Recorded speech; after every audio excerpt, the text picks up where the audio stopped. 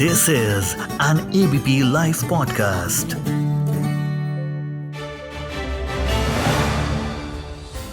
Acha, tell me, how many times do you use UPI payment apps like PhonePe and Google Pay throughout the day? Honestly, I've been cashless for the last 11 months. Basically for the whole of 2022. If someone ever tries to mug me, they won't find a single penny in my pockets. Except my phone, of course, which is basically my wallet now. But seriously, after the launch of these digital payment apps, most of the people are now going cashless. Whichever shop I go to, all I hear is Paytm पर 100 रुपए प्राप्त हुए। Paytm पर 40 रुपए प्राप्त हुए। But, to be on a safer side, don't make me your idol and go completely cashless. There have been many times when the bank's server was down during online transactions and I had to go find an ATM to withdraw cash. Now that the whole country has gone digital with their payments, Reserve Bank of India will launch the much-awaited central bank digital currency today. That is 1st December. India's central bank digital currency will roll out in two forms, specifically designed for two different use cases, wholesale segment and retail segment. Now many say this digital currency, this digital rupee, is some sort of official cryptocurrency. But still, many are confused. What exactly is it? This is a little complex, so keep listening very carefully as I walk you through the concept of digital currency. How it is an official cryptocurrency, but different and safe from it. What are the advantages and functions of digital rupee? And how will digital rupee transactions work? I'll try my best to decode all of this today. Man, that's a lot to talk about. Oh, and also Professor Vipul Mathur from IIM Calcutta joins us on the show today as he'll give us some more insights into the digital currency. So hello and welcome to Clear Cut, only on ABP Live podcast. This is your newsman Rudrashish, and today let's talk about digital currency. So let's get started. So, what is central bank digital currency? So basically, the central bank digital currency, or popularly known as digital rupee, is a digital form of currency notes, a legal tender issued by the Central Bank of India. The only difference between CBDC and regular fiat currency is that it is in digital form. By fiat currency, I mean a type of currency that is declared legal tender by a government but has no intrinsic or fixed value and is not backed by any tangible asset. Basically, Gandhi ji ke photo wala note.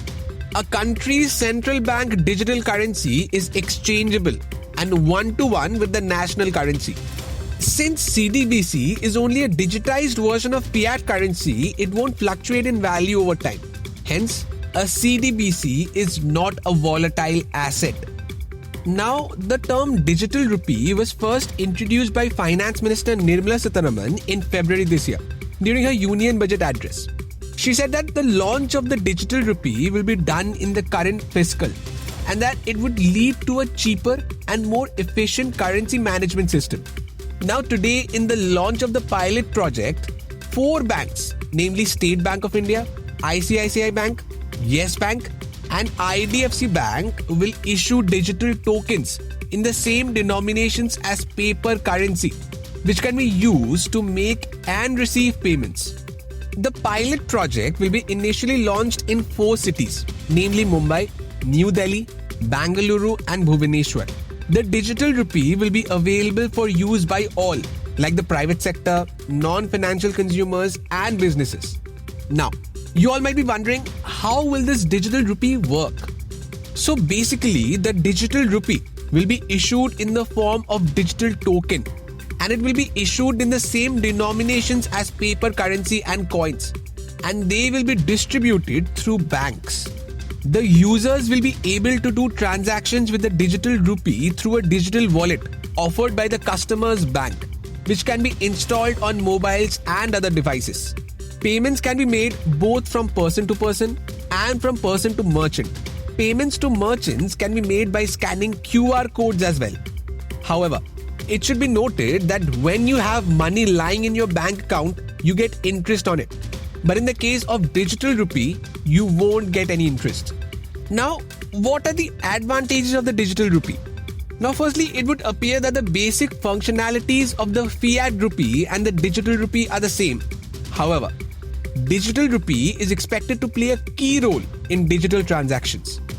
Digital transactions done through unified payment interference, UPI platforms such as Bheem, Google Pay or PhonePe, involve the use of banking systems. Users have to link their bank accounts with the UPI for doing an online transaction, whether it's for payments or transferring money. However, the CBDC, the central bank digital currency, would not involve the use of the banking system, and it would be a direct claim on the central bank, that is the RBI in India's case, rather than the financial institutions. Now, in my opinion, I think this digital rupee, this digital currency, has amplified the digital payment ecosystem. And honestly, I can't wait to use it. And now to give us some more insight on digital rupee, we have Professor Vipul Mathur from IIM Calcutta joining us on the show today. So welcome to Clear Cut, sir. It's a pleasure to have you on the show. Well, likewise. So, sir, the Reserve Bank of India will launch the new central bank digital currency, CBDC. It's a complex thing to understand. Many people are still confused. What exactly is it? So, what exactly is this CBDC, this digital rupee? Well, if you have to understand the idea of digital rupee, we have to first make clear for ourselves the idea of money that exists in the modern economy. Okay. So in the modern economy, there are two types of money that exist. One is currency, which is the cash that we use. This is a currency that we keep in our wallets. Okay. And the second is the deposits, the bank deposits. Okay. Now, there's a fundamental difference between these two kinds of money. Okay. Currency is issued by the central bank. So it is central bank's money. Whereas deposits is issued by the commercial banks. It is the commercial bank's money. Okay. Now, in reality, the two are actually interchangeable. You can go to the bank and ask for cash, which the bank can give you by offsetting your deposits, or you can go to the ATM and withdraw cash. So these two are closely replaceable, but they are still not exactly the same. Okay.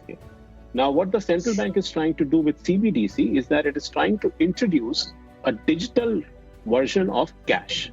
Okay. So this will be central bank's money, except that it would be in digital form. Okay. So this will be still different from the commercial bank's money, which is deposits, and they are also in digital form. That's the electronic money we use, but they are not issued by the central bank. They are the liability of the commercial bank. So in this case, the game changes to a digital money becoming a liability of the central bank directly, as the cash is. So that is what the CBDC is at the heart of it. Let's say I have 10,000 rupees in my account. So when I go to the bank and I ask for 10,000 digital rupee, this is how it works. No, that is not how it will work, because the deposits that you have in your bank account is issued by the commercial bank. Okay. You can convert your commercial bank deposits into central bank's money. Okay. You can, for example, convert it into cash, which is what we do when we go to an ATM. Exactly. With the introduction of CBDC, we will be able to convert that money into the CBDC tokens as well. And I think the central bank is trying to issue it via the banks, which anyway, the currency also gets into the hands of retail via the banking system only. But I suppose that you could go to a bank and convert these different kinds of money. So I don't think from the conversion perspective, it would be any different from asking the bank to convert your deposits into cash. Okay. There might be certain restrictions of quantity though. For example, when you go to an ATM, you can only withdraw, let's say, 25,000 in a single day, right? So your 25,000 deposits is 100% convertible to central bank's money. For the rest of it, you probably have to do it the next day.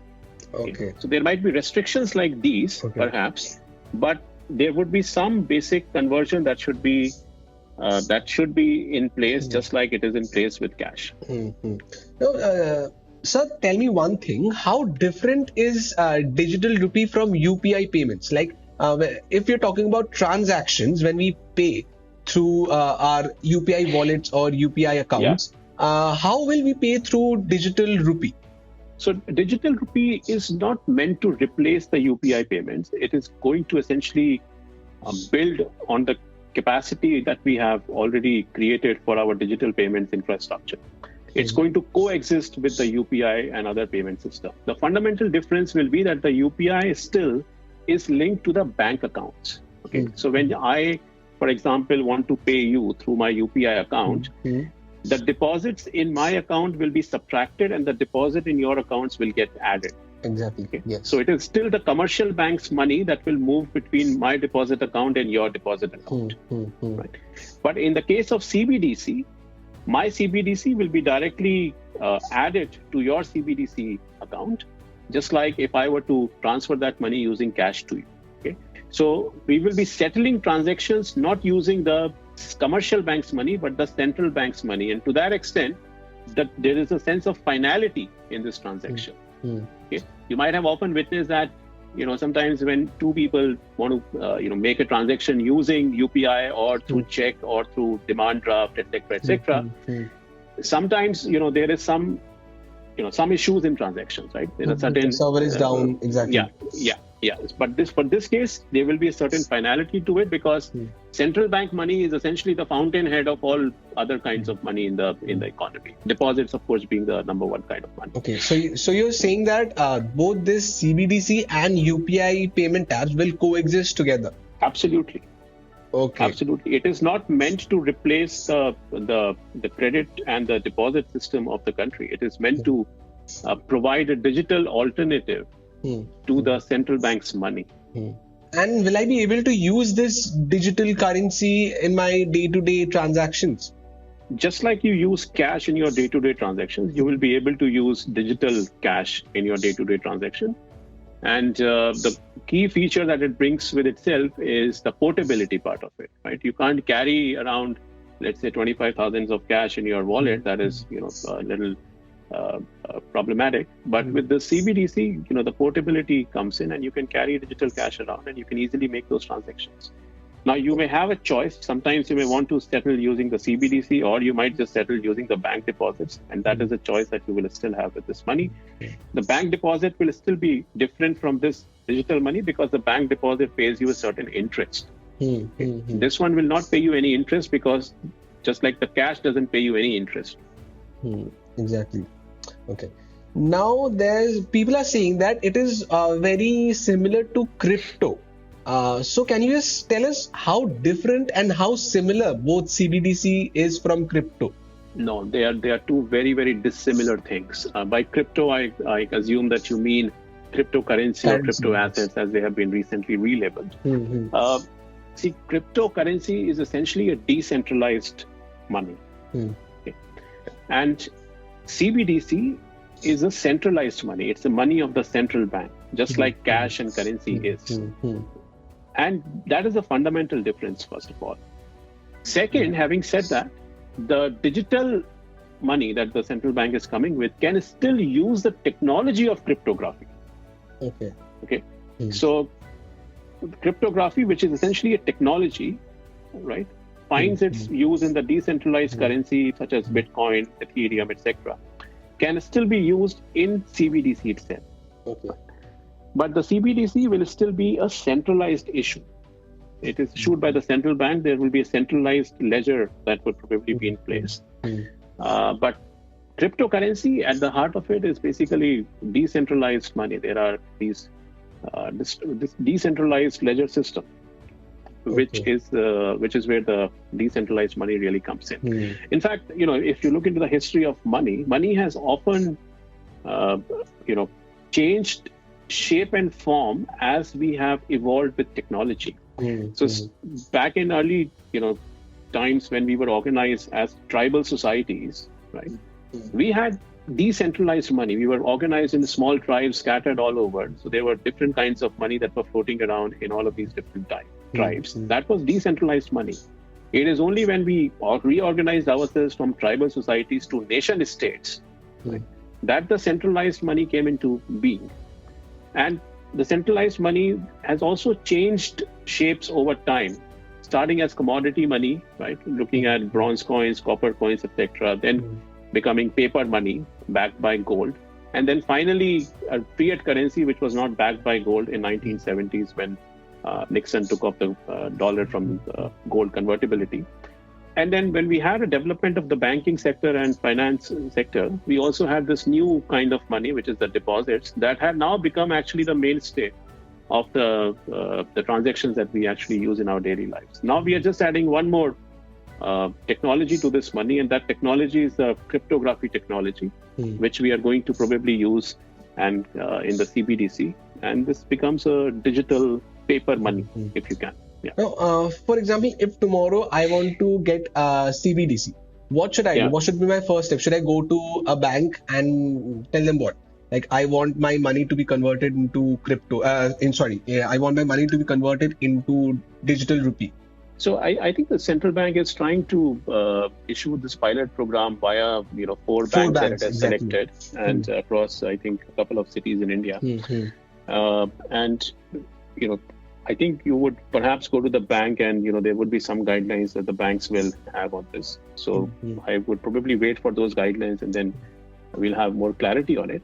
But in a way, this is not very different from how the currency also finds its way into the hands of the retail participant. Okay? The currency also essentially, the central bank does not come to our doors and give us this bundle of cash. Exactly. Right? Yeah. It is the banking system which intermediates between the central bank and the retail public. So the currency that we have in our wallets has also found its way via the banking system. Somebody must have gone to the bank and said, can I get some currency notes in place of my deposits? Right? That's how you get the currency. In the same way, you will go and walk up to the bank and say something that, can I get CBDC? Can I get a digital CBDC? And can you convert some of my deposits to digital CBDC and some of them to cash? Things like that, I suppose. So it is not different in its structure from the way that we actually also get cash via the banking system. And sir, lastly, the Reserve Bank of India has said that they will launch two things. One is retail CBDC and wholesale CBDC. Now, can you just help us explain what's the difference between these two? So, there is money that is used to settle transactions between the retail participants, right? Our day-to-day transactions that we all do. And then there is payments that the institutions make to each other to settle transactions that amongst themselves. Institutions can also be settling transactions, cross-border. Okay. So when suppose that there are two banks which are settling cross-border transactions, then the digital currency for such institutional transactions is what has been labeled as the wholesale CBDC. Okay. And the ones that we will use as retail, of course, is called as CBDC retail. And I think this distinction also allows some flexibility for the central bank to have different hybrid setups in terms of security, and anonymity. For example, the retail participation, there are, I think, talks which says that the central bank would probably go for a hybrid model of anonymity where the low value transactions could still be anonymous. But if there's a high value transactions, let's say beyond a particular critical threshold, then, anonymity will probably have to be compromised. In wholesale version, I'm guessing that, the anonymity will be the least of the factors, right? The anonymity will probably not be a desirable feature because by definition, these are high volume transactions. So the CBDC wholesale may perhaps not have any anonymity at all, whereas CBDC retail may have some degree of anonymity up to a certain quantity and then not have any anonymity later. Anonymity anyway is a very tough ask for anything that is digital because anything that moves in the digital space leaves digital fingerprints all over the place. Exactly. And do you think this this CBDC is a safe platform for our money? So in terms of its security, I think the central banks are aware that they will have to create very robust systems. And we have cryptography technology that's available with us, which is also, which, as I mentioned earlier, which also fuels the entire crypto universe, can also be used here. But additionally, I think the Reserve Bank of India is also forward-looking in terms of incorporating a future technology, such as quantum resistance algorithms and stuff like that. So it is going to perhaps build this entire architecture based on the state-of-the-art technologies of security and cryptography. So from that perspective, I think It's perhaps going to be very, very safe, which mirrors actually, the technological improvements that happen in the printing of currency notes also. Right? The currency notes have become, over time, much more difficult to counterfeit. Right? I think some of the countries have even resorted to replacing paper notes with polymer notes. Exactly. So, if that is the technology that has been, evolving on the paper side, on the cash side. Similarly, the digital technology of cryptography and quantum resistance, etc., will be, I think, also used in this space. So, I don't think that security should be an issue, and I'm sure that the pilot program will give some early feelers on how it pans out. And if there are any fine-tuning or adjustments to be made at the margin, then I'm sure the central bank will definitely do that. Well, sir, thank you so much for joining us and giving your precious time. It was an absolute pleasure speaking to you, sir. Great. The pleasure is all mine, and thank you for having me here. Same Thank here, you so sir. much. Thank you so much, sir. Thanks. So that's all the news and scoops I have for you today. This episode was produced by Lalit. This is your newsman Rudrashish Kanjilal signing off. Have a wonderful day ahead and keep listening to ABP Live podcasts. This is an ABP Live podcast.